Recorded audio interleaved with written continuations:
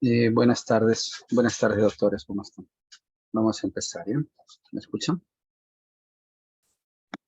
Sí, profesor, buenas tardes. Muy bien. Sola falta.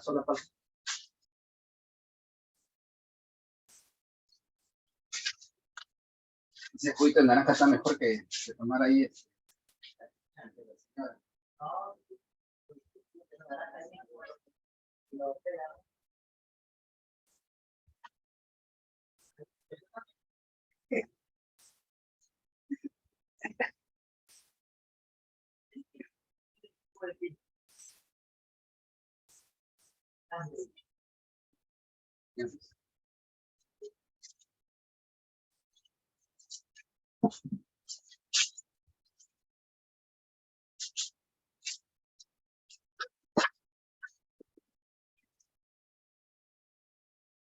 A ver, existen una serie de exámenes, como ustedes saben muy bien, desde una radiografía hasta la resonancia magnética, todas ellas para el estudio de abdomen.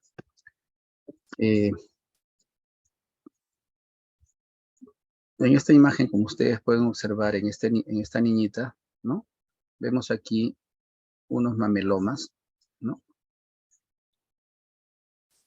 Que usualmente está asociado a las malformaciones congénitas, ¿no? Por eso que todo bebito que nace con estos mamelomas, lo que se hace es pedirle una ecografía, ¿no? Que es la más accesible y la que se puede hacer en ese momento, ¿no? Como podemos ver acá, ¿no? Entonces podemos observar aquí en realidad nada porque no vemos el riñón, porque usualmente son malformaciones congénitas en las que no hay riñón. Se le hace una tomografía y solamente vemos un riñón, que es el riñón del lado derecho, más no vemos el riñón del lado izquierdo, ¿no? Quiere decir que este paciente tiene una agenesia renal. Se le hace una urografía excretoria, que es lo que vamos a estudiar ahora, ¿no? Se le hace una tomografía, una urografía, perdón, que es lo que vamos a hacer hoy día también. Y vemos ahí solamente la presencia de un solo riñón, ¿no? Y, a ver un ratito, estoy poniendo para lo del examen.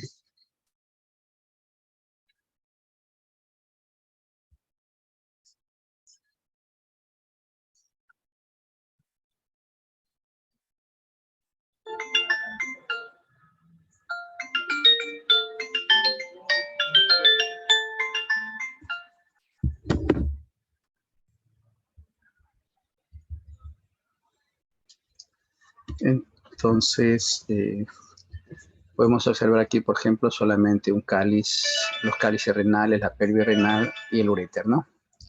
Y el uréter. Y vemos la vejiga. Más no vemos la pelvis renal del bebito, no vemos el otro riñón, no vemos el otro uréter, ¿no? Vemos que es un niño, ¿no? Entonces, eso generalmente está asociado a malformaciones congénitas. Otra malformación congénita, por ejemplo, es la ectopía renal. Significa que conforme el niño va creciendo, el riñón va ascendiendo, ¿no? Hacia el lugar que siempre todos conocemos, L1, L2, pero el riñón derecho se queda en la zona pélvica, no asciende, se queda aquí, ¿no? Entonces eso se llama riñón ectópico, fuera de lugar.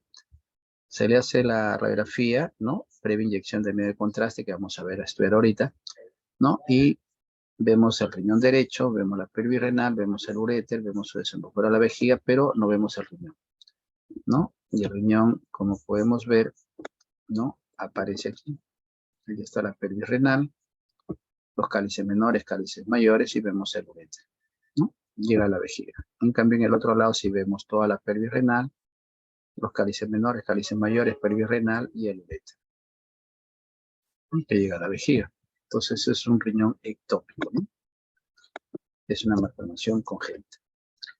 El examen que hemos visto hace un rato y que vamos a revisar es la urografía excretoria, que es un estudio del aparato urinario. Es un estudio morfológico y funcional, es decir, estudia la forma de los riñones del aparato urinario, pero también estudia la función del aparato urinario, ¿no? Algo así como tránsito intestinal. Cuando estudiamos intestino delgado, estudiaba la fisiología del intestino delgado. ¿Qué es lo que se hace aquí? Se inyecta por vía endovenosa una sustancia de contraste. ¿no? El contraste llega a los riñones a través de la arteria aorta, arteria renal, y pinta los ambos riñones, el uréter y la vejiga. El paciente está echado sobre una mesa y se empiezan a tomar las radiografías en diferentes tiempos. Aquí, por ejemplo, vemos una radiografía tomada donde vamos a poder ver los cálices menores, ¿no? Los cálices menores, ¿no? Que luego se unen hacia los cálices mayores y luego estos a su vez en la pelvis renal, ¿no? Y luego vemos el uréter. Entonces, en este caso, por ejemplo, se ve los riñones, se ve la pelvis renal, la silueta renal no se ve muy bien porque es una radiografía, debería estar ahí. Pero si vemos hacia el otro lado, no vemos el uréter, ¿no? Y vemos al contrario que este riñón se ve mucho más radiopaco y se ve grande, lo cual nos está indicando entonces que hay algo que está obstruyendo el pasaje hacia los uréteres y se está acumulando líquido en el riñón. Y esa acumulación de líquido se conoce con el nombre de hidronefrosis.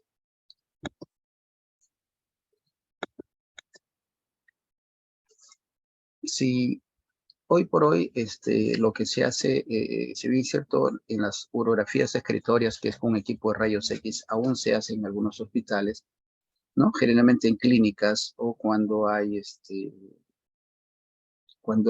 una mejor adquisición del paciente y consideran mejor hacerse esta prueba, se hace la urotomografía, que es lo mismo, ¿no? La urotomografía o la urografía por tomografía computarizada. Ya no lo hacemos con equipo de rayos X, sino lo hacemos con una tomografía computada. Es lo mismo, se inyecta por vía endovenosa la sustancia de contraste, el paciente ingresa al tomógrafo y se empiezan a hacer los cortes tomográficos. Estos cortes tomográficos, si ustedes comparan la diferencia, definitivamente es abismal, ¿verdad? Aquí yo puedo ver la pelvis. Ahora sí yo puedo ver, ¿no? El parénquima renal, puedo ver la corteza, puedo ver la médula. Lo mismo en este riñón, ¿verdad? Entonces tiene una mejor visualización en escala de grises en una urotomografía, urotac o urotc.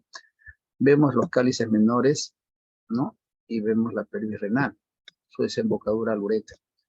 Podemos ver el pasaje del uréter hacia la vejiga, en ambos casos, ¿no? Podemos ver el músculo psoas, podemos ver la silueta hepática, podemos ver su relación con el vaso, ¿no? Podemos ver su relación con las asas intestinales, ¿no? Entonces nos da un estudio mucho más, más nítido si lo comparamos con una radiografía, ¿no? Se pueden hacer cortes, reconstrucciones, ¿no? Recuerda que la tomografía es una tomografía axial, por eso es que nos da cortes axiales, como vemos aquí, ¿no?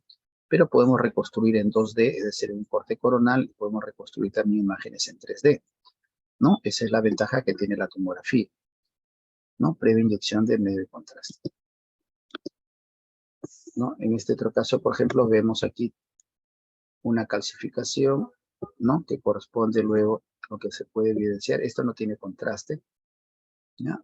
Y se puede ver aquí, ¿no? En una reconstrucción en 3D con sustracción, por ejemplo, ¿no? Vemos todo el aparato urinario del lado derecho, pero en el lado izquierdo vemos que no hay excreción, no hay eliminación. Entonces quiere decir que aquí hay una calcificación que se ve aquí, que corresponde a un cálculo coraliforme. ¿Por qué se llama cálculo coraliforme? Porque adopta el tamaño de, o la forma, en todo caso, de los cálices y de la pelvis, que tiene la forma de un coral, ¿no? La forma de un coral, esos corales de mar y bueno, ¿no? Cálculos coraliformes. También me sirve este estudio para poder estudiar tumores, ¿no? Si podemos observar aquí, por ejemplo, vemos el riñón del lado derecho, ¿no? Podemos ver el hígado aquí, las asas intestinales aquí, la vena cava inferior aquí, la arteria aorta aquí, ¿no? Y podemos ver el músculo psoas aquí hacia los lados, ¿no? Por eso es importante que usen el aplicativo para poder practicar, ¿no? Si no, no se van a orientar. Y podemos ver en el riñón del lado izquierdo, podemos ver tremenda masa que ocupa todo, ¿no? Y vamos a ver imágenes heterogéneas, iso, hipo, hiperdensas. Eso nos está indicando entonces que esto es característica de un tumor maligno. Si vemos los bordes son irregulares, ¿no? ¿No? Son amorfos.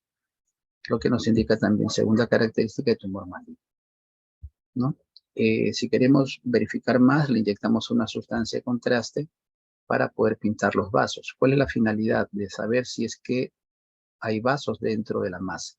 Si hay vasos dentro de la masa, eso nos está indicando que es un tumor maligno porque tiene vascularización, ¿no? De esa manera nosotros podemos determinar efectivamente, radiológicamente, la malignidad del tumor, ¿no? Es un tumor que proliferativo, es un tumor, ¿no? Como el adenocarcinoma, que es maligno, que va destruyendo tejido, ¿no? Y es como todo tumor maligno, es hipervascularizado. También tenemos a la ecografía, y esta ecografía, por ejemplo, se usa mucho en emergencia cuando el paciente sufre accidentes por traumatismo, ¿no? Se cayó de un primer piso, un carro lo atropelló, ¿no? Contusiones fuertes que pueden producir sangrado en el abdomen. Entonces lo que se hace es colocar el transductor en la zona del lado derecho entre el riñón y el hígado. ¿Por qué buscamos entre el riñón y el hígado? Porque entre el riñón y el hígado, ¿no? Como podemos ver aquí el hígado, ¿no? Y aquí podemos ver el riñón del lado derecho. Entonces vamos a ver que aquí supuestamente hay un espacio, ¿no? Que es el espacio Morrison, que debería verse así, uno cerca del otro. Pero si le hacemos la ecografía, vamos a ver aquí, por ejemplo, una imagen anecoica entre el hígado y el riñón. ¿Qué nos está diciendo? Que aquí hay presencia de líquido. Por eso nos da una imagen anecoica. Lo cual nos indica entonces de repente que hay un sangrado o hay contenido líquido a nivel del abdomen, ¿no? Esa es una forma rápida de verificar a través de la ecografía la presencia de un sangrado a través de una hemorragia en accidentes, ¿no? Por traumatismo que puedan ocurrir. Aquí nos quedamos la clase pasada con respecto a la tomografía computada. Algunas consideraciones que hay que tener en cuenta, por favor, ¿sí? Son las siguientes. Cuando yo inyecto la tomografía, primero, como en el caso del cerebro, es igual, ¿no? Sin contraste primero, ¿no? Pero cuando yo inyecto una sustancia de contraste, entonces voy a ver la aorta como primera imagen. Voy a ver la aorta, ¿no? Como una imagen hiperdensa, muy hiperdensa. ¿Por qué? Porque en la escala de Hanfield, desde el aire hasta el hueso, y la sustancia de contraste se acerca a más 1000. Quiere decir que se va a ver mucho más blanco. Y hacia aquí se va a ver un gris, gris clarito, gris oscuro, hasta ver negro totalmente, ¿no? Aquí más o menos un gris claro, ¿no? Un blanco, hasta ver un blanco muy fuerte, ¿no? Partiendo de cero, que es el agua.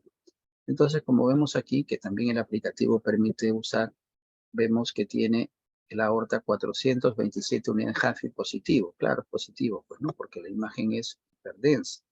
Si fuera hipodensa, sería así, menos, ¿no? En este caso, vamos a ver que la arteria aorta tiene 427 unidades Hanfield. No llega a 1000, pero sí es alta, ¿no? Como vemos aquí. Y si podemos ver el tronco celíaco, la arteria hepática, la arteria esplénica, lo vamos a ver, no se ve la arteria gástrica menor, vamos a ver muy hiperdenso, ¿no? Y eso es porque tiene contraste en la arteria. Pero si nosotros también vemos a nivel de la corteza renal, vemos también que la corteza renal, esto hiperdenso que vemos aquí alrededor, ¿no? Esto blanco que vemos aquí, que vendría a ser la corteza renal, también lo vemos hiperdenso. Si lo comparamos, esa hiperdensidad es casi similar al de la aorta. Claro, porque la corteza renal tiene 219 unidades Hanfield, también positivo, ¿no? Un poco menos que la aorta, pero también no deja de ser hiperdenso. ¿Por qué? ¿Por qué lo vemos muy blanco? Porque el riñón es hipervascularizado. Todo riñón es hipervascularizado. Por eso que hace que se pinte y se vea más blanco inmediatamente la corteza, ¿ya? En el caso del páncreas y el vaso, como podemos ver, ¿no? Voy a borrar para poder verlo mejor. En el caso del páncreas, mire, el páncreas tiene la misma densidad casi que el vaso, ¿no? Tiene la misma densidad. ¿Por qué? Porque ambas son casi iguales en unidad de Hanfield. 117 a 102, pero se va a ver menos hiperdensa que el riñón, menos hiperdensa que la arteria. Luego tenemos por último el hígado. El hígado tiene solamente más 60 unidades de Hanfield. Quiere decir que se va a ver menos blanco. O sea, se va a ver casi un gris pálido, ¿no? Como vemos ahí, ¿no? Un gris casi oscuro. ¿no? Si lo comparamos con la densidad del páncreas o con la densidad del vaso, o con la densidad del riñón, o con la densidad de la arteria, es mucho menor, ¿sí o no? Entonces eso me indica a mí que el tejido me da un Hanfield muy baja, ¿no? Y eso es por la característica del tejido, ¿ya? Ahora, conforme, aquí hay dos términos, ¿no? Arteria y vena. Cuando yo inyecto una sustancia de contraste, la inyecto por la vena, pero va directamente al callado de la aorta y va luego a la arteria abdominal, la arteria torácica y se distribuye, ¿verdad? Lo mismo hacia el cerebro, ¿no? Por los troncos brachiocefálicos, pero todo a nivel de arteria. Entonces vamos a tener una fase arterial, ¿no?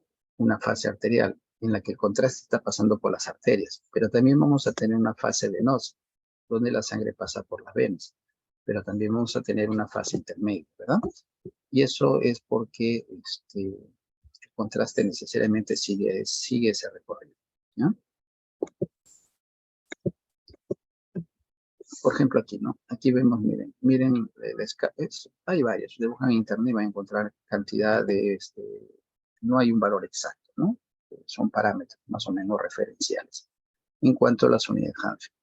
Por eso que aquí vemos, y esto se puede medir con el aplicativo, ¿no? Si ustedes cogen el aplicativo, utilizan unidad Hanfield, ahí hay una opción. Entonces van a ver aquí, por ejemplo, el estómago, ¿no? En el estómago y ven adentro del estómago, indica presencia de líquido, ¿no? Indica presencia de jugo gástrico o líquido, ¿no? Que mide esta densidad gris, ¿no? Un gris oscuro, ¿no?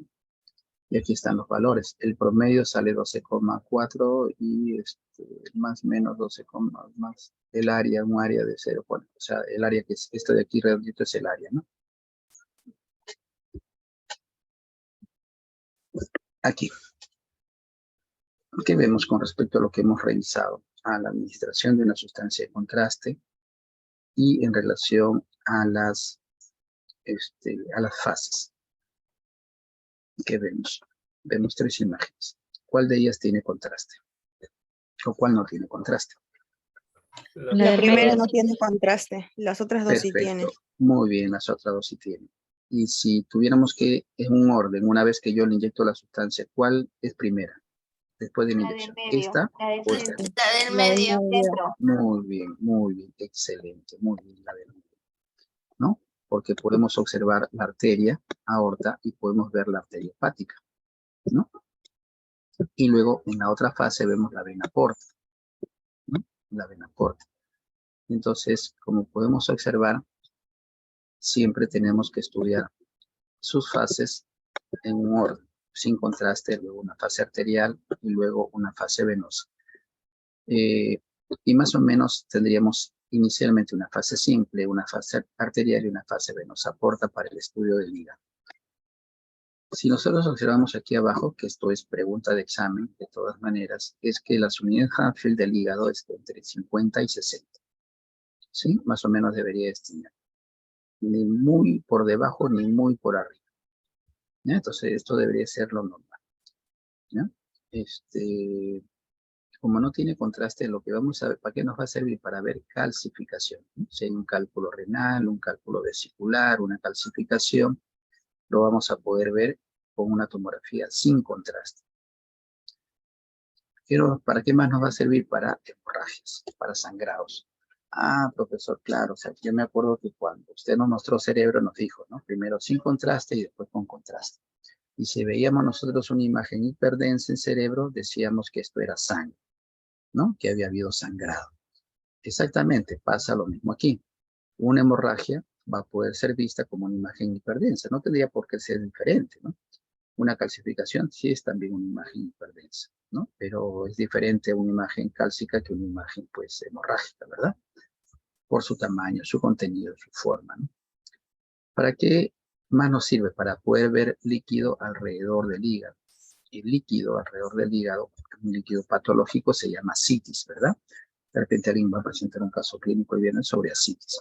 La ascitis es una acumulación de líquido, pero que puede ser, como todo elemento, puede ser un elemento contaminante, infeccioso, ¿no? Que puede producir una septicemia en el paciente. Pero también me sirve para ver si hay líquido, ¿no? ¿Qué iría como diagnóstico de ascitis? Alguien de repente irá a presentar, ¿no? imágenes de ascitis. Luego viene la fase arterial, como ustedes muy bien lo han definido. ¿Y para qué yo hago una fase arterial? ¿Para qué? Para poder ver tumores, ¿no? Si yo tengo un paciente en el sospecho de un tumor, paciente baja de peso, ¿no? Sangrado en las heces o masa abultada en el abdomen, hígado, sospecho un tumor, entonces hago este tipo de examen, ¿no? En su fase, una fase simple y una fase arterial. Y luego tenemos una fase venosa porta, donde vamos a ver la vena porta, ¿no? Entonces ahí tenemos las tres fases que deben estudiarse.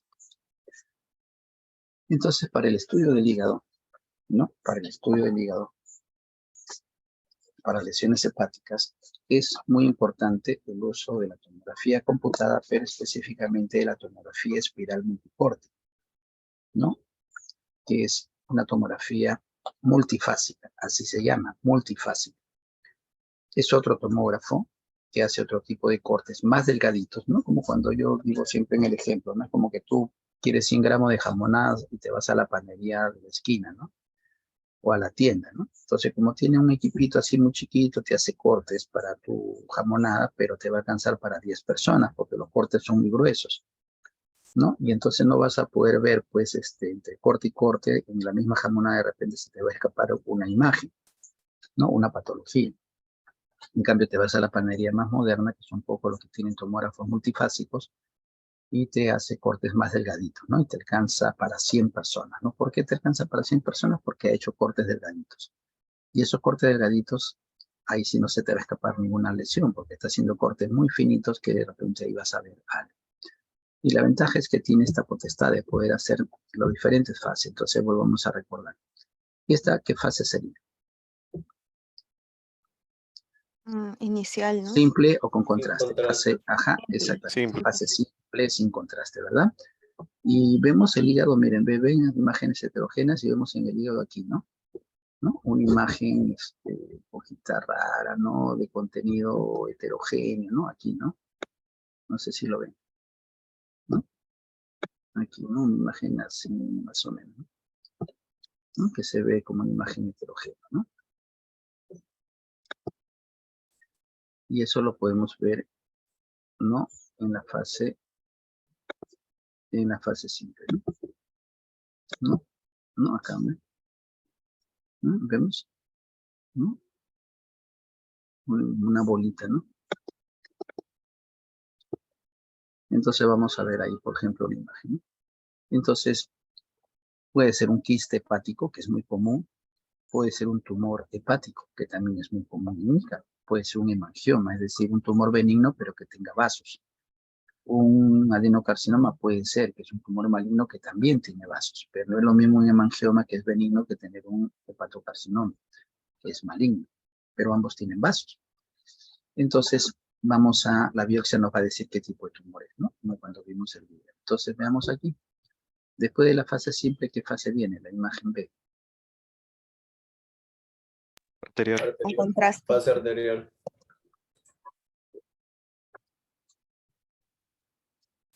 Muy bien, una fase arterial, ¿verdad? Una fase con contraste. Se inyecta la sustancia de contraste y quien hace el examen tiene a ustedes que brindarle una fase arterial.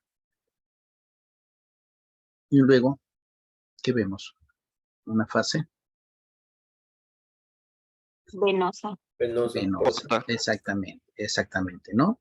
Como el tumor tiene vasos, entonces va a ingresar primero, que es una fase arterial, y luego va a ir desapareciendo y se va yendo hacia la fase venosa, ¿no? Debería de verse menos contraste. Y por último tenemos una nueva fase que se toma 3 minutos después. Y esos 3 minutos después vemos aquí como si fuera una fase simple, ¿no? Pero vemos algo y ya no vemos nada. Sí se ve, Muy tenue, ¿no? Casi nada, muy ¿no? tenue. Intermedia. Ujú. Entonces, esta fase nos sirve para lo siguiente.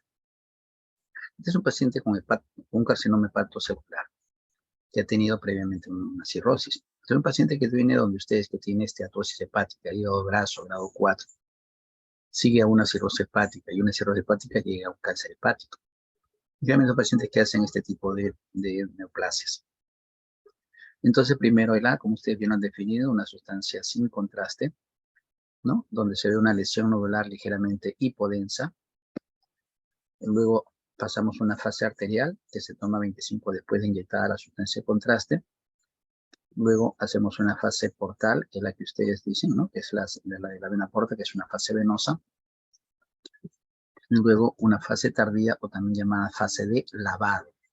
Lavado, ¿qué significa lavado? Como que lavas, ¿no? Todo, y si ya no hay nada, entonces ya no debería haber nada, pues, ¿no? Quiere decir entonces que efectivamente lo que estábamos viendo eran vasos que ya se diluyó. Y basta que sean vasos que haya dentro de una masa para decir que esto es un tumor, ¿sí? El paciente pasa una biopsia probablemente para determinar qué tipo de tumores. Entonces tenemos una fase simple, una fase arterial, una fase de vena porta y una fase de lavado, ¿no? Aquí. Me dicen el orden. No fase arterial. La última sería la fase simple, ¿no? Ya. O sea, no he colocado al revés, sino, digamos, no hay fase inicial, digamos, no hay fase simple, ¿ya? He olvidado, debería haberla colocado de repente, ¿no? Pero no hay fase simple, ¿ya? Por eso que en la imagen anterior decíamos, ¿no? Se parece una a la otra, ¿no? Pero digamos, la primera es que no tiene contraste, y la segunda es que yo sé que ya se le aplicó una sustancia de contraste. Pero en el examen o nadie les va a decir, oye, ¿cuál es esta? No, no seas malo, pero como yo voy a saber cuál es si en ambos ya no hay contraste, ¿no? Ambos podrían ser fases simples o ambos podrían ser fases lavado. Entonces, no es, es que sigue una secuencia, ¿no? Entonces, acá debería estar la fase simple, después viene la fase Arterial. exactamente, ¿no? Y lo comprueba la arteria aorta, ¿no? Luego viene la vena porta, ¿no? Que es la fase venosa porta, donde ya vemos que prácticamente está desapareciendo el contraste. ¿Se encuentra? Vemos vena porta, eso nos indica que estamos en fase venosa, pero ya el contraste ya está diluyéndose, ¿no? Y luego ya a los 3 minutos ya no hay nada, ¿no? Lavado. Por eso se llama fase de lavado, porque ya no hay nada, ¿ya? Pero igual, si ustedes me preguntaran a mi profesor, estoy aquí, ¿usted qué dice? ¿Es una fase de lavado o fase simple? No podría decirte, ¿no? Tendría que ver el orden de las imágenes, ¿no? Igual, o sea, no es que yo en el examen vaya a preguntar, ¿qué fase es esta? No, no seas malo, ¿no? Porque podría ser cualquiera de las dos, o sea, y no tiene sentido preguntar eso, ¿no? ¿Para qué? O sea, ¿cuál es la intención? La idea es que ustedes sepan la secuencia. Puedo preguntar la secuencia, ¿no? Mostrar imágenes que me indiquen secuencia, ¿no? ¿Qué es lo que veo? Veo la arteria hepática, fase arterial. Veo la vena porta, fase venosa. ¿Cuenta? Luego tenemos el estudio de la vesícula y de las vías biliares, ¿no? En esto tenemos algunos procedimientos que son no invasivos y procedimientos invasivos, ¿no? De repente tienes un amigo, o tú, o tu hermano, un familiar que tenga, ¿no? Entonces, hay estudios no invasivos. Entre esos tenemos la ecografía, como ustedes saben, ¿no? Como hemos visto, la tomografía, la resonancia. Pero en la resonancia hay un estudio que se llama colangioresonancia. ¿Qué quiere decir? Que es el estudio de las vías biliares por resonancia. Es específico. Así como hay urotomografía, que es tomografía solamente para ver aparato urinario, hay también tomografía y resonancia solamente para ver la vesícula y las vías biliares, ¿ya? Por eso se llama colangioresonancia. Colangio significa eso, ¿no? Vesícula y vías biliares. Resonancia. Y hay estudios invasivos, es decir, que se ingresa dentro del cuerpo. En lo anterior no se ingresa. Por ejemplo, la ecografía no ingresa, está por fuera. La tomografía no ingresa, es como el aparato, ¿no? Está por fuera. Los cortes por fuera, la resonancia no ingresa dentro. En cambio, los estudios invasivos sí, metes el instrumento por dentro. Por ejemplo, una endoscopía es un estudio invasivo porque estás metiendo algo dentro del cuerpo, ¿no? Y hay un estudio que es muy interesante, que es la colangiopancreatografía retrógrada. Así se llama, colangiopancreatografía retrógrada, ¿no? El estudio de la vesícula, vías biliares y del páncreas, pero en forma retrógrada. Quiere decir que entras al revés, o sea, en sentido contrario de lo normal, ¿no? Vamos a ver entonces estos dos exámenes que nos interesan mucho, ¿no? Que son los más usuales. Entonces, si tú tienes un familiar, un paciente, lo primero es pedirle... ¿Qué es la colangiopancreatografía retrógrada endoscópica o CPRE? La endoscopía es un procedimiento médico en el que un instrumento flexible con una cámara en el extremo, llamado endoscopio, se introduce en una zona del cuerpo, como el tracto gastrointestinal o GI. Los médicos especializados en enfermedades del aparato digestivo se conocen como gastroenterólogos. Los gastroenterólogos usan la endoscopía para observar el interior del cuerpo de un paciente y pueden emplear una variedad de procedimientos endoscópicos. Dependiendo de qué se examina, se pueden utilizar otros tipos de procedimientos endoscópicos. La esófago-gastroduodenoscopía o EGD se utiliza para examinar el revestimiento del esófago, el estómago y el duodeno. La enteroscopía se utiliza para examinar más profundamente el intestino delgado y es útil cuando otras técnicas de imagen han detectado un hallazgo anormal al que no se puede llegar usando EGD o colonoscopía. La ecografía endoscópica, Endoscopic Ultrasound EUS, combina la endoscopía con ecografía para obtener imágenes y muestras de tejido de los órganos circundantes a lo largo del tracto gastrointestinal. La colangiopancreatografía retrógrada endoscópica o CPRE es un procedimiento endoscópico utilizado para examinar y tratar un hallazgo específico dentro del conducto pancreático o del árbol o conducto biliar. Este procedimiento ayuda a su médico a tomar decisiones cruciales con respecto a su salud. Una vez que su médico ha realizado una historia clínica completa, establecido un plan de tratamiento y determinado que existe una necesidad de hacer una CPRE, analizará con usted los riesgos, los beneficios y las alternativas de tratamiento. Se le pedirá que firme un consentimiento informado en el que usted reconoce que entiende los riesgos y beneficios del procedimiento y autoriza a su médico para proceder. Prepararse para la CPRE es muy importante. El tracto GI superior debe estar vacío. No debe comer ni beber en las 8 horas previas de la CPRE. Los medicamentos pueden ser restringidos antes y después de la CPRE. Esto será determinado por su médico, con especial atención a los pacientes que tienen hipertensión, diabetes, aquellos que toman medicamentos anticoagulantes o que tienen trastornos de coagulación. Después del procedimiento, necesitará que un miembro de la familia o un amigo cercano lo lleven a su casa. Debido al tipo de medicamentos que se utilizan durante el procedimiento, usted debe tomar el resto del día libre y no debe tomar ninguna decisión importante. Su médico le dará instrucciones escritas sobre cómo prepararse para la CPRE, el cuidado a seguir en casa y cómo reconocer complicaciones en caso de que se presenten. La CPRE es un procedimiento terapéutico que se realiza en pacientes que presentan síntomas, hallazgos anormales en la tomografía computarizada, resonancia magnética, ecografía o radiografía, y resultados anormales en los análisis de laboratorio. La CPRE se utiliza especialmente para obtener tejido, extraer cálculos y drenar las acumulaciones de líquido cuando se presentan síntomas, para así aliviar el dolor en el conducto pancreático. El dolor en la pancreatitis crónica puede ser causado por cálculos que obstruyen el conducto pancreático, estenosis, infecciones o compresión por acumulación de líquido. En el árbol biliar, la CPRE se utiliza con frecuencia para extraer cálculos de los conductos biliares y para derivar obstrucciones que pueden ser benignas o malignas. La CPRE también se utiliza para tratar estenosis, infecciones como la colangitis, fugas después de cirugías como la extirpación de la vesícula y para obtener muestras de tejido para biopsia o citología.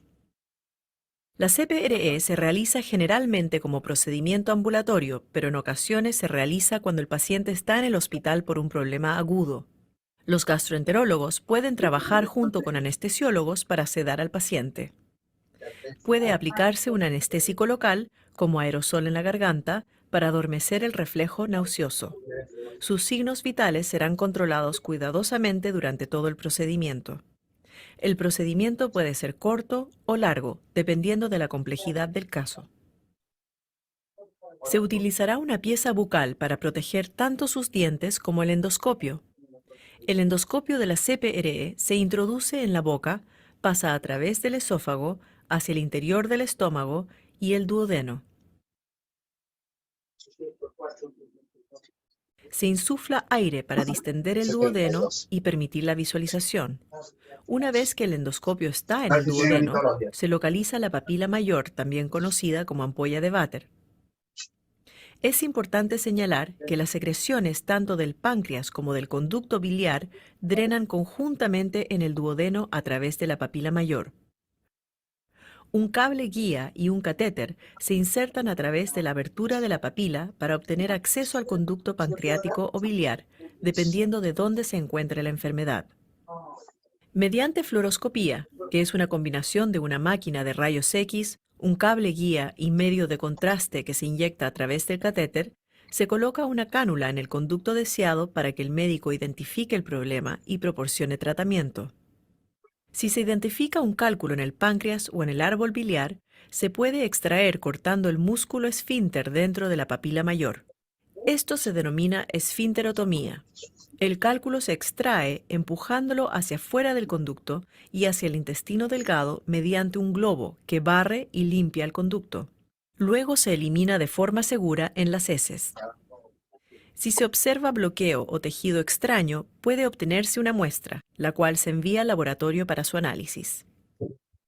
Cuando hay acumulación de líquido, cálculos o estenosis en el conducto pancreático, puede introducirse un stent plástico para derivar la obstrucción o para drenar el líquido.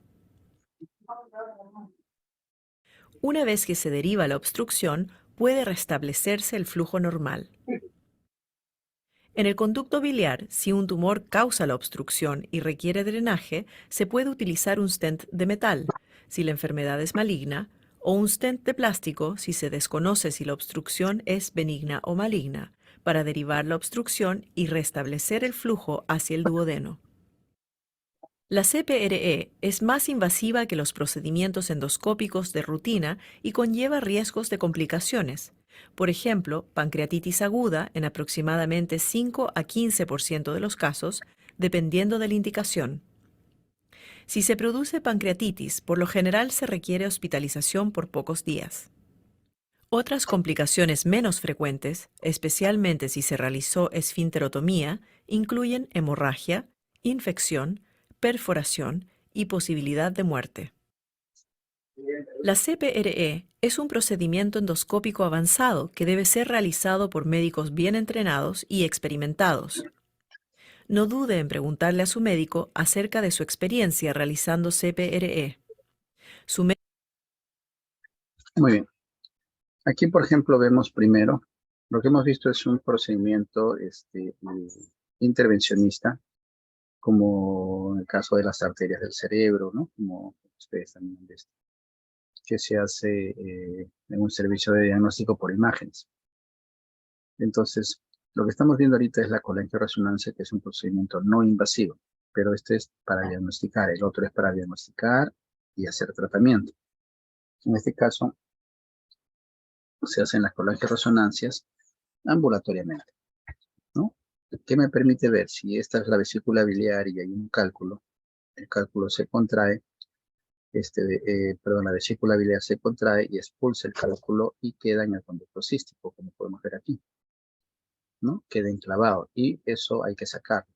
Y para eso es que se hace la septe, ¿no? Y entonces ahí el paciente tiene dos opciones. O se va a hacer operaciones para que los cirujanos ingresen y extraigan el cálculo, o en ciertos casos la vesícula biliar también, o en su defecto lo que hacen es hacerse este tipo de examen que hemos visto hace un rato, que es la CEPRE, ¿no? De la manera como se extrae el cálculo, que también vamos a ver en un instante también. Entonces, la colangioresonancia me permite el diagnóstico. Como vemos aquí, vemos la vesícula biliar, vemos las vías biliares intrahepáticas, el conducto hepático común, el conducto cístico que unen al colédoco, y el colédoco, vemos aquí unas imágenes que corresponden a litiasis o cálculos que están enclavados en el colédoco, en este caso en el colédoco, ¿no? Y en el colédoco,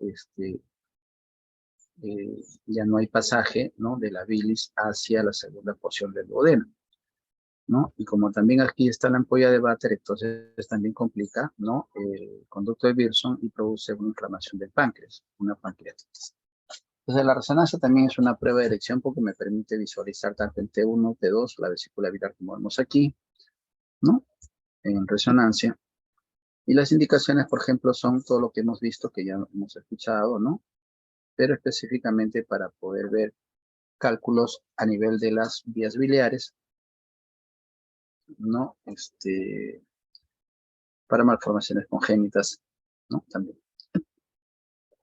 Entonces la resonancia me va a permitir, por ejemplo, en esta secuencia T1, ver el hígado, ver la vena porta, ver la vena cava, ver la arteria aorta, ver el estómago, ver la grasa, que siempre vamos a ver en el techo en T1, ¿no? Que también nos permite estudiar, igual que la tomografía. Pues la resonancia que la saqué, por ejemplo, este es el aplicativo que también les he dado a ustedes de resonancia. Vemos aquí la vesícula biliar, vemos el riñón derecho, ¿no? Con la grasa perirenal, igual aquí la grasa perirenal, aire que corresponde a las asas intestinales, la arteria aorta, la vena cava y la arteria aorta, ¿no? Y vemos en sus diferentes secuencias, ¿no? En T1, T2, ¿no? Vamos a poder también estudiar supresión de grasa, ¿no? Vamos a también FACSAC o secuencia STIR, vamos a poder ver también, ¿no? El hígado y las vías biliares. Este, por ejemplo, es con contraste. Vemos el hígado, vemos las vías biliares, ¿no? Derecha, izquierda, hepático común, vesícula, conducto cístico, colédoco, ¿no? Entonces podemos ver también en los diferentes cortes, ¿no? Y vemos un pasaje hacia la segunda porción del duodeno.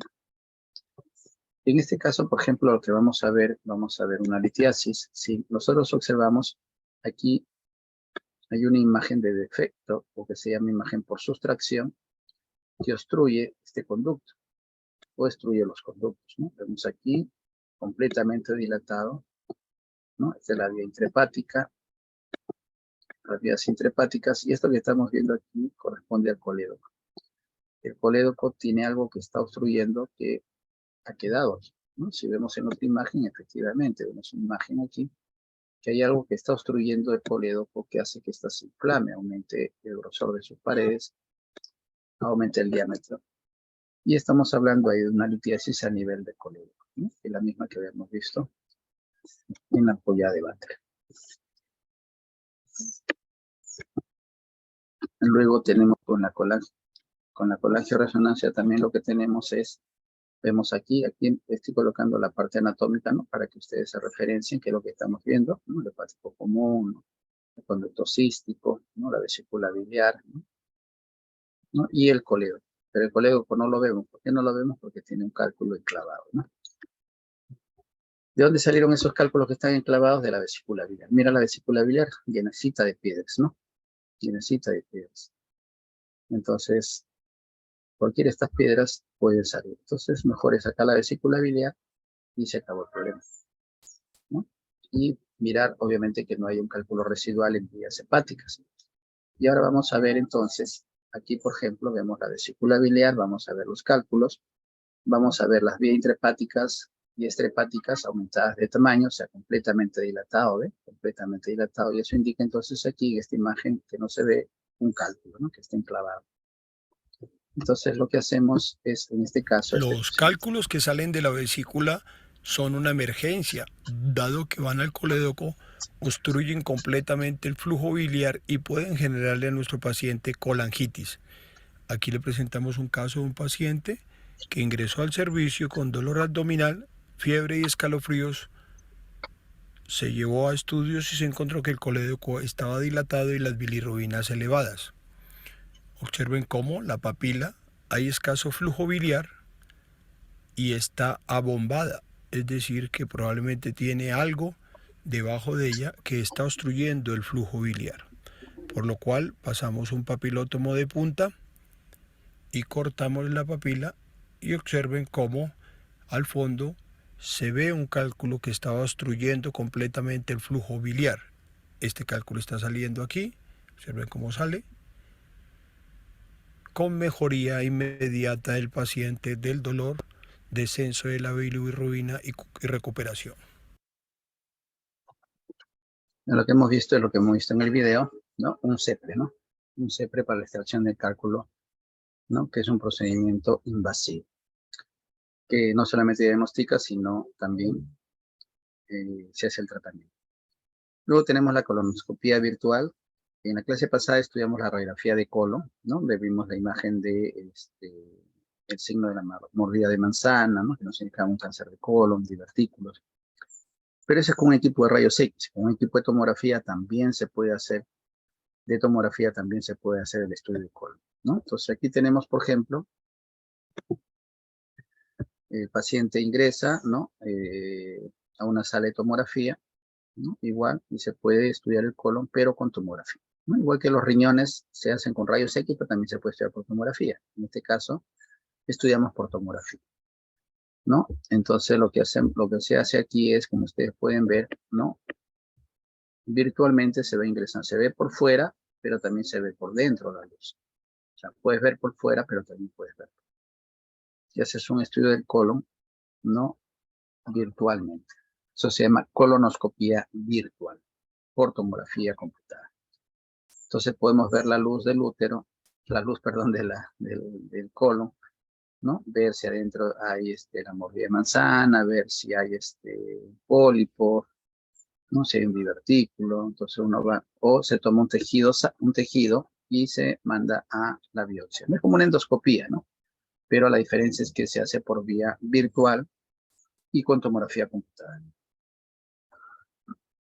¿no? Ahí vamos a entrar ya al ángulo hepático, al ángulo esplénico, perdón.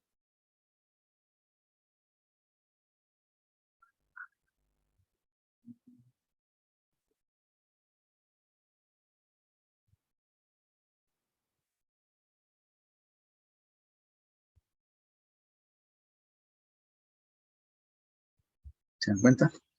Vemos todo el estudio de colon por dentro, ¿no? Hasta llegar al colon ascendente. Entonces podemos ver, por ejemplo, en este caso, ¿no? El adenocarcinoma, que es el signo de la mordida de manzana, como podemos ver aquí, ¿no? Que ocupa toda la luz, ¿no? Aquí, por ejemplo, también se puede hacer, como es tomografía, se puede también hacer cortes y se pueden obtener imágenes, ¿no? Donde hay una disminución de la luz, ¿no? Se pierde la luz prácticamente. En el caso de la ecografía de abdomen, ¿no? Sabemos, por ejemplo, en este caso, la visualización de quistes. Los quistes, como ustedes ven, son que tienen paredes, tienen bordes definidos, y por detrás de ellas, no se olviden que nos dejan sombras, ¿no? Imágenes, ¿no? Que se llama refuerzo acústico posterior, ¿no? Que me indica que por delante de ella hay imágenes quísticas, ¿no? Que tienen contenido líquido,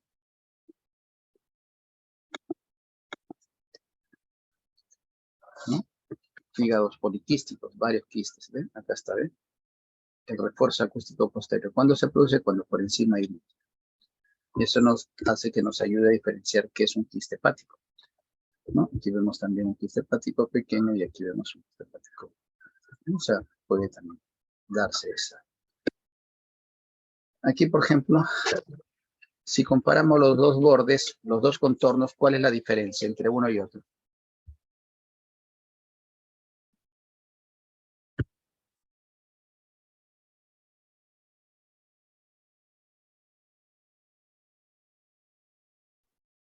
Como que no está tan definido, ¿no? El de la izquierda.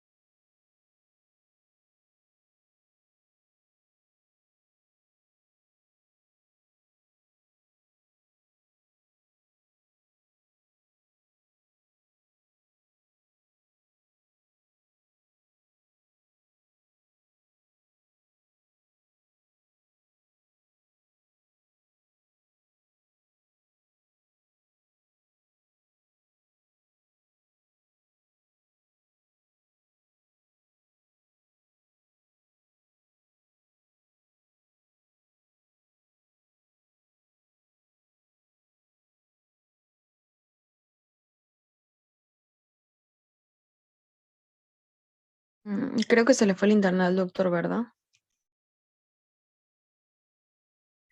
Sí, se fue de la sala.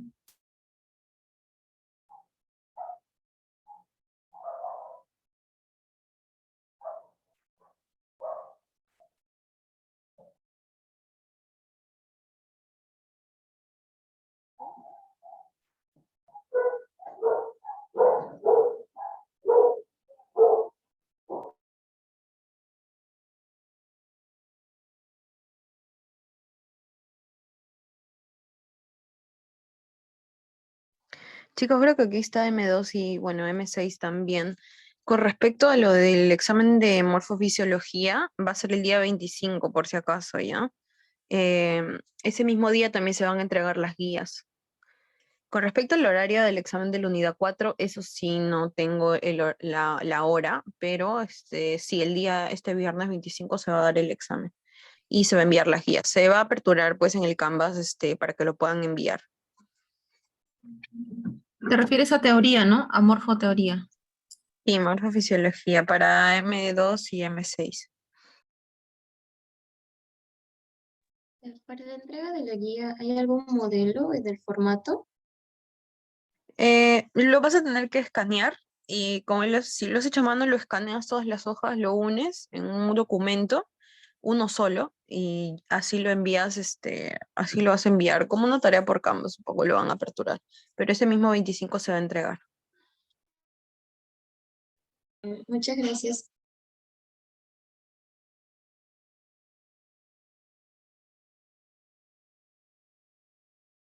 Stephanie, ¿confirmaste la hora del examen del día viernes? No, la doctora aún no me ha dicho, pero me ha confirmado de que sí, ese día se va a dar el examen de unidad 4 y se va a entregar lo que es ¿cómo se llama? La guía. Eso sí ya me confirmó. Porque él me llamó y me dijo. Compañera, el viernes 25 es el examen de unidad 4, ¿dices? ¿O de práctica? Sí. Sí, es el examen de unidad 4. Es el examen de unidad 4. Así como dimos unidad 3 presencial, pero unidad 4 va a ser virtual.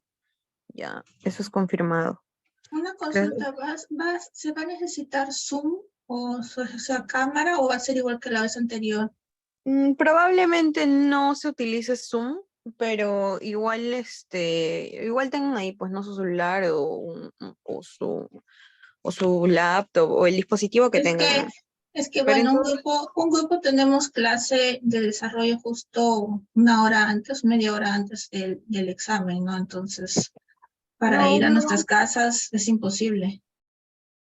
Aún no dan lo que es el horario del examen. Si es este día viernes, no han dado el horario, pero en todo caso, probablemente sea sin Zoom, ¿ya? Porque como dicen, hay algunos alumnos que tal vez tengan clases, entonces ellos verán un horario adecuado para todos los alumnos, que a ninguno perjudique, pues, ¿no?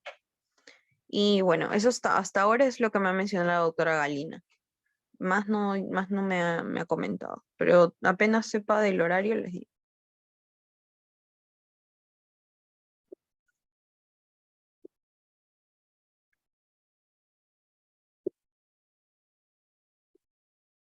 Muy bien, volvemos a ver la pantalla, ¿sí? Sí se ve, profesor. Perfecto. Entonces, miren, aquí qué diferencia hay, por ejemplo, en cuanto a los contornos que vemos aquí y los contornos que vemos aquí, que lo saqué del aplicativo, ¿no? Que parecen más irregulares.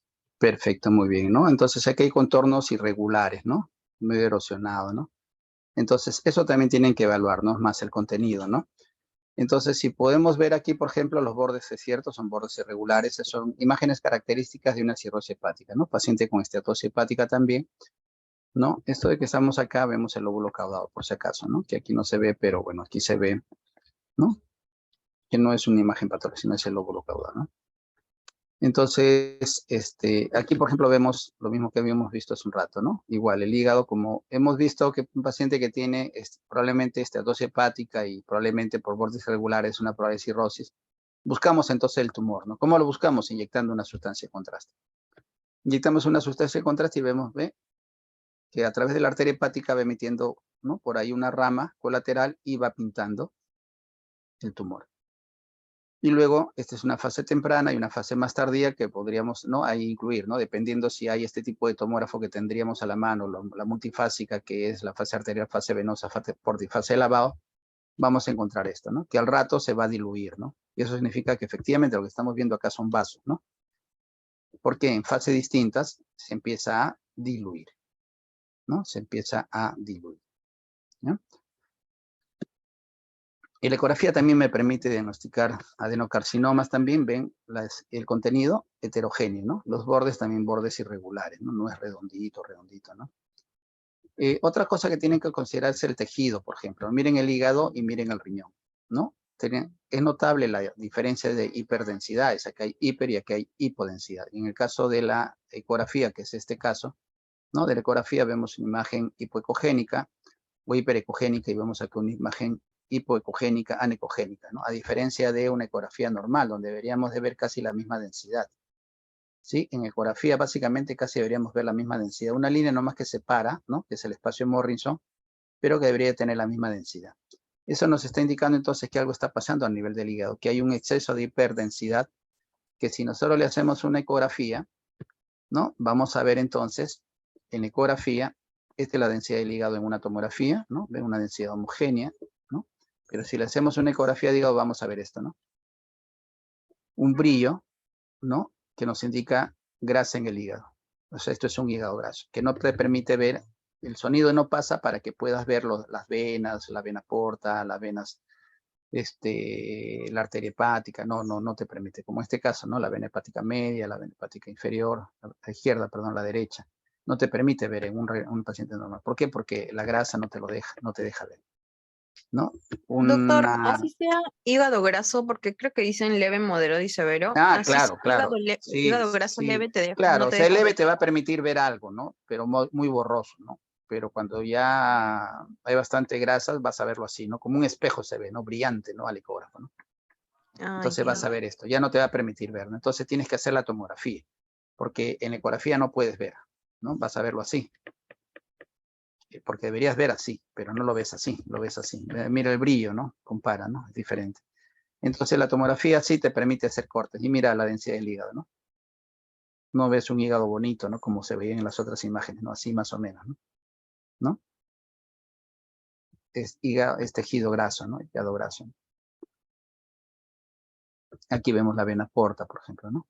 Sería bueno que repasen con el aplicativo, repasen todos, ¿no? Los cortes y ahí ustedes puedan apoyarse en eso, ¿no? La vesícula y las vías biliares, en la ecografía vemos la vesícula como una imagen anecogénica, la vesícula biliar la vemos como una imagen isodensa en tomografía computada, y la resonancia magnética la vemos así, ¿no? Una imagen hiperintensa con sustancia de contraste a través de la colangioresonancia, ¿no? ¿Sí? Entonces, para ecografía es la prueba de elección en el caso de litiasis. En el caso de tomografía computada no me sirve para litiasis, ¿sí? Porque si hubiera un cálculo acá no lo voy a ver, es bien difícil, o sea, porque es un corte axial. Me daría cuenta nada más que hay una inflamación de la vesícula, quizás por su tamaño, por su contorno, pero es bien difícil poder ubicar un cálculo aquí, ¿no? Para eso tengo la ecografía. Y si yo quiero hacer un estudio más completo, entonces la colangioresonancia, ¿no? Eso sí no me falla ni para nada, ¿no? Si, por ejemplo, observamos aquí en una ecografía, vemos aquí 4 milímetros. ¿Qué me está indicando este 4 milímetros? Que la pared de la vesícula biliar debe tener menos de 4 milímetros. Si tiene más de 4 milímetros, hay una inflamación de la pared, lo cual nos está indicando una probable inflamación o aumento del volumen de la vesícula y, por lo tanto, hay una colecistitis que puede ser aguda o puede ser crónica. Entonces, más o menos aquí vemos las longitudes, ¿no? 4 centímetros por 1.20 centímetros, o perdón, por 12 centímetros por 4 centímetros, ¿no? Y una pared de grosor de 4 milímetros, ¿no? Más o menos. Aquí, por ejemplo, lo que vemos es lo que hemos visto hace un rato, la colangioresonancia, la vesícula biliar, el conducto cístico, las vías hepáticas, coledo con la ampolla de Vater, segunda porción del duodeno, conducto de Birson, ¿no? O conducto pancreático.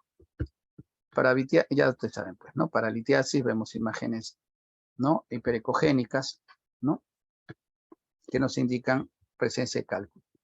Aquí vemos imágenes que corresponden a pólipos, ¿no? Que si nosotros nos confundimos con un cálculo, es fácil, pues, ¿no? Movemos la posición del paciente y si se mueven estas imágenes que están acá son cálculos. Si no se mueven y quedan en la misma pared, entonces son pólipos. los pólipos tienen que ser extraídos porque pueden degenerar en malignidad, ¿no? En el caso de un cálculo, por ejemplo, como vemos aquí, me da una sombra acústica posterior y hace que la vesícula se inflame y hace que la pared aumente, ¿no? Si aumenta más de 4 milímetros, como vemos aquí, que es el caso, ¿no? Aquí, miren, ¿ve? El grosor de la pared se hace más hiperecogénico en el caso de la ecografía. Y en el caso de la tomografía, ¿no? Por ejemplo, aquí vemos, ¿no? Paciente con fiebre, dispepsia, la grasa, leucocitosis, temperatura, todo eso, indica que hay un proceso infeccioso, un proceso inflamatorio.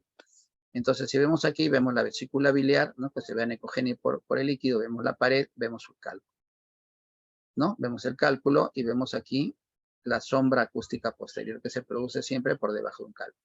Si tomamos una tomografía, vemos la tomografía. No veremos el cálculo, ¿no? Difícil por ver el cálculo, por lo menos en el conducto, ¿no? Pero ¿qué vemos? Vemos la pared vesicular. Y si vemos aquí bilis. Si diferenciamos, obviamente, pues no, acá hay líquido, se ve anecogénico, acá hay líquido, se ve gris. Pero vemos que esta pared tiene más de 4 milímetros, ¿no? Entonces aquí hay una colecistitis, como consecuencia de un proceso inflamatorio de la vesícula biliar. Se está originando la leucocitosis y está originando la fiebre en el paciente, ¿no? Porque hay una infección.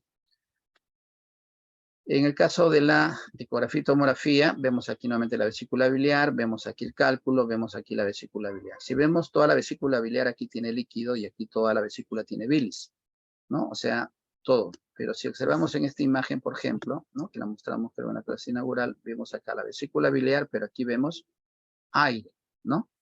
Aire. Pero la vesícula no tiene aire, profesor. Claro, entonces, si vemos a otro paciente, vemos mayor cantidad de aire, ¿no? Entonces quiere decir que esto es una colecistitis enfisematosa, ¿no? O sea, vamos a escribirlo aquí, sí, creo que está en alguna clase, pero de todas maneras vamos a escribir.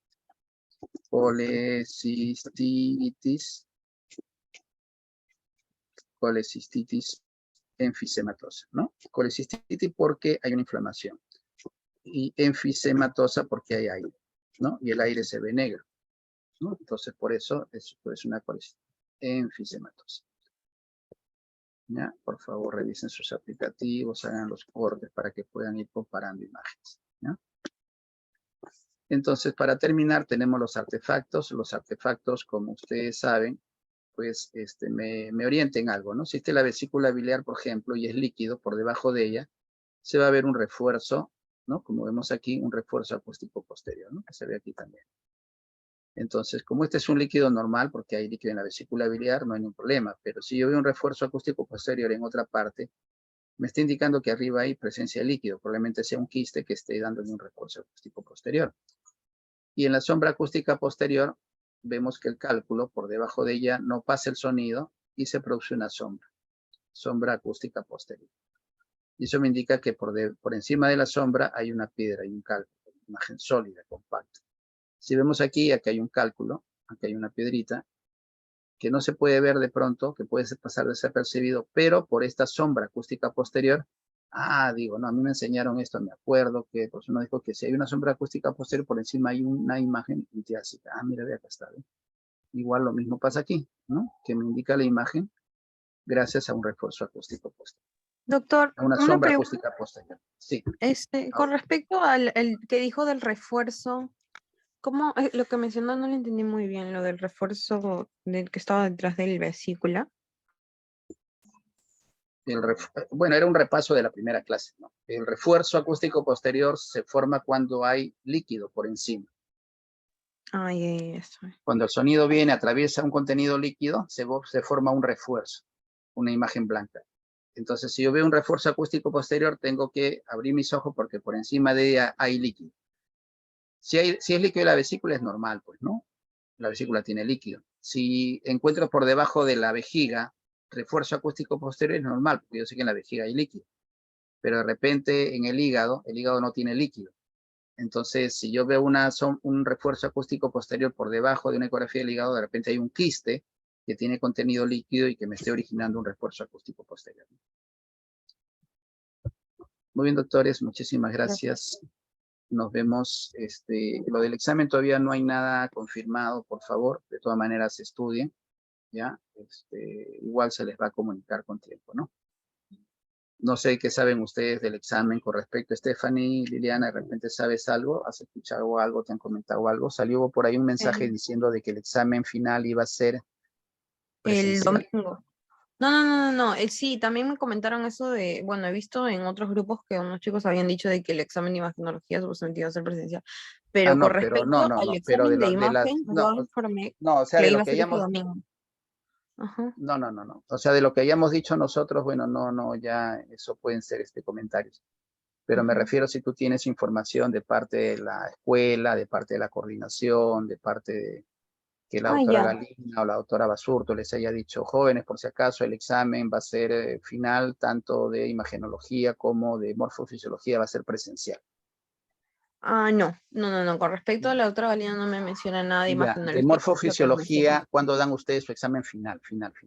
El morfofisiología lo damos el día 3 de diciembre y ese sí va a ser presencial. Pero el de unidad 4, que va a ser este día viernes 25, sí no, va a ser virtual. El 3 va a ser presencial, perdón.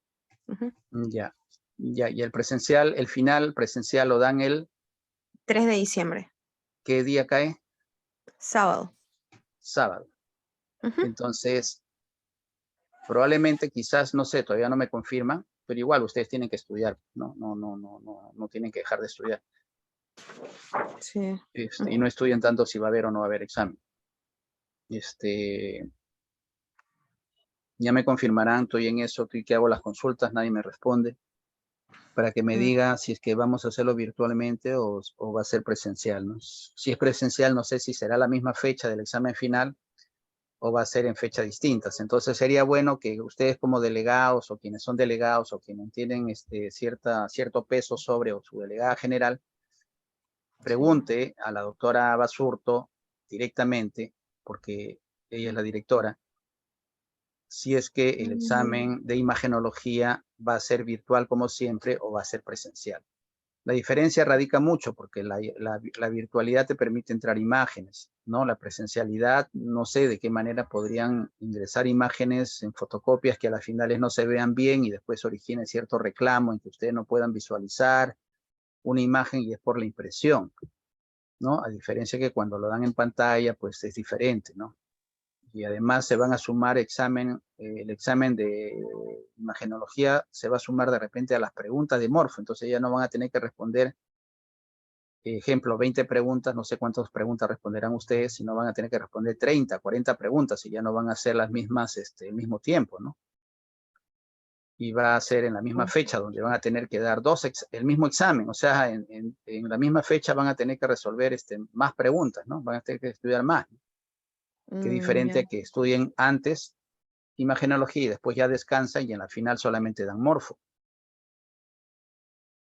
Sí, pues justo eso eso le voy a mencionar a la doctora Valina, porque la verdad no le comenté sobre lo que es imagenología, pero le voy a consultar a ver Yo le he qué es lo que le informó preguntado, a la doctora le he Basurto. mandado yo un WhatsApp, pero no me responde, pues no sé, no me responden. Ya le voy a consultar y si me comenta algo yo le escribo a usted, doctor. Pero que te digan no lo que le han dicho, porque ella te puede decir, ¿no?